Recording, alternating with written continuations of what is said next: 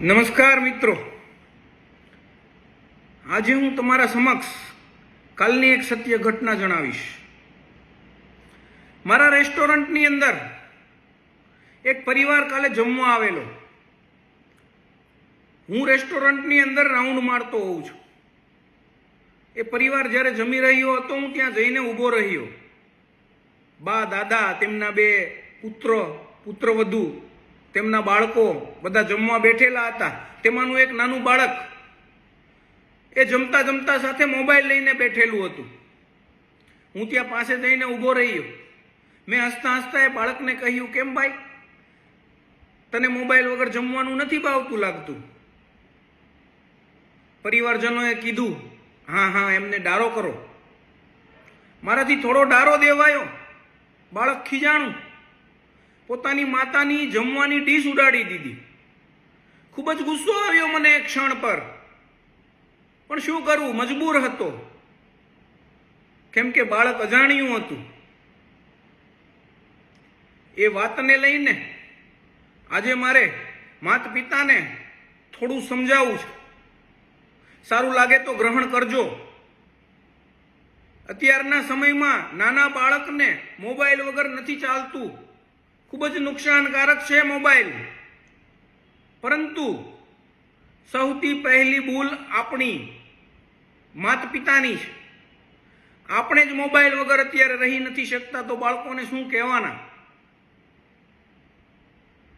દરેક માતા પિતાને પોતાના બાળક પ્રત્યે પ્રેમ હોય છે. તો એનો મતલબ એવો નથી કે તમે તમારા બાળકને ડારો ના કરો. તમારા બાળકની સામે ખાલી આંખ ફરકે ને આંખ, ત્યાં બાળકને સમજણ પડવી જોઈએ કે મારા પિતા કે મારા માતા શું કહેવા માંગે છે. એનો મતલબ એવો નથી કે આપણને બાળક પ્રત્યે પ્રેમ ના હોય. કમસે કમ અમુક એજ સુધી બાળકોને મોબાઈલથી દૂર રાખો.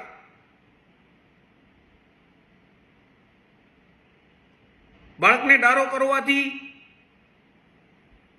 પ્રેમ ઓછો નથી થઈ જવાનો.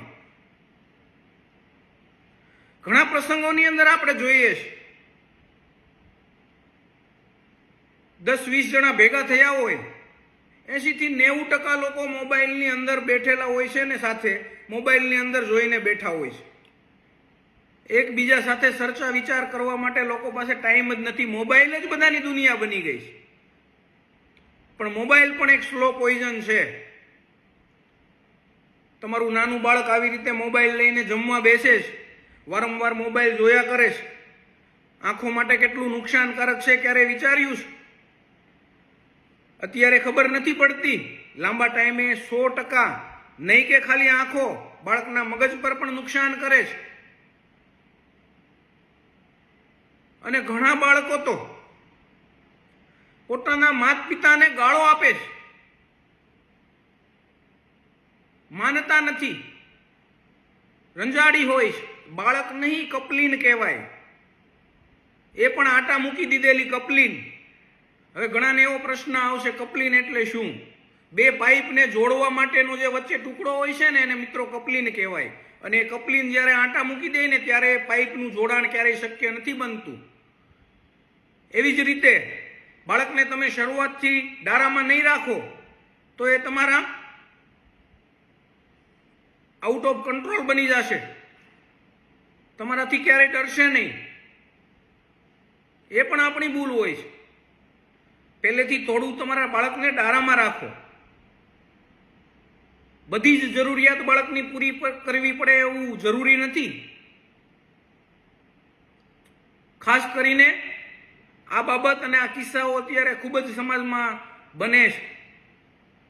મોબાઈલના લીધે ઘણા બાળકો ગાંડા પણ થઈ જાય છે. વિડીયો આવે છે સોશિયલ મીડિયામાં. મહેરબાની કરીને બાળકને મોબાઈલ ભૂલવાડો અને થોડા કંટ્રોલમાં રાખો. તેમાં જ આપણો ફાયદો છે, બાળકનો પણ ફાયદો છે 100%.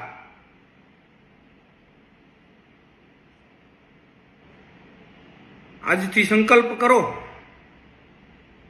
તમારા બાળકને તમે 2 દિવસ 3 દિવસ મોબાઈલ નહીં આપો, 4 દિવસ નહીં આપો. તેમને આદત પડશે, 100% ભૂલશે મોબાઈલ. પરંતુ તેના માટે તમારે એક્ટિવ થવું પડે. અને બીજું કે તમારે પોતાને મોબાઈલનો વપરાશ ઘટાડવો પડે.